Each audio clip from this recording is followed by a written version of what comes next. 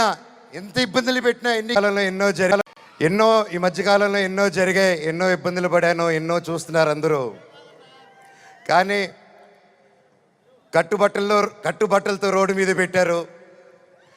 నా పిల్లల బట్టలు, మా ఇంట్లో వాళ్ళ బట్టలు ప్రతి ఒక్కటి చిన్నప్పటి నుంచి పెట్టుకుంది ఏది లేకుండా రోడ్డు మీద పెట్టారు ఒక ఊరికి వెళ్ళి వచ్చేసరికి.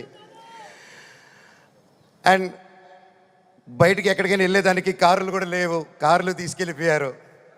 కానీ అన్న నాకేమైంది తెలుసా అన్న, శివుడు ఏ రూపంలో వచ్చాడు తెలుసా అన్న, ఫ్యాన్స్ రూపంలో వచ్చారన్న. ఇంటి బయట 20 కార్లు పెట్టారన్న నాకు వచ్చి.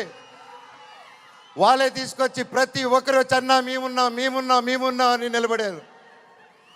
దీని అంతట్లో నాకు ఒకటే బాధ, ఇంత చేసినా, ఇంత జరిగినా, ఎంత ఇబ్బందులు పెట్టినా, ఎన్ని కేసులు వేసినా నాకు ఎవరి మీద కోపం రావట్లేదు, బాధ ఒకటే వేస్తుంది.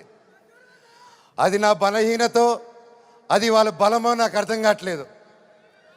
ఎన్ని జన్మలైనా ఈ జన్మకు మాత్రం నా కట్టగాలేంత వరకు నేను మోహన్ బాబు గారి అబ్బాయినే, అది ఎవరు మార్చలేరు. నాకు ఆయన నేర్పించిన క్రమశిక్షణే, ఆయన చిన్నప్పటి నుంచి నన్ను నీతి వైపు నిలబడు, న్యాయం వైపు నూరి పోసి పెంచారు. ఈరోజు నేను న్యాయం వైపు నిలబడినప్పుడు చుట్టుపక్కల అందరూ చేరి తప్పంటున్నారు. నేను మీ పక్క నిలబడినా, న్యాయం పక్క నిలబడినా అనేది ఆ బ్యాటిల్ ప్రతిరోజు. కానీ ఏదేమైనా, ఎన్ని జన్మలెత్తినా మీరే నా దేవుడు, మీరే నా తల్లి, మీరే నా తండ్రి. మీకు ఎప్పుడు నేను బిడ్డనే. మీ దేవుళ్ళు ఎప్పుడు మా అందరికి ఉండాలని కోరుకుంటున్నాను.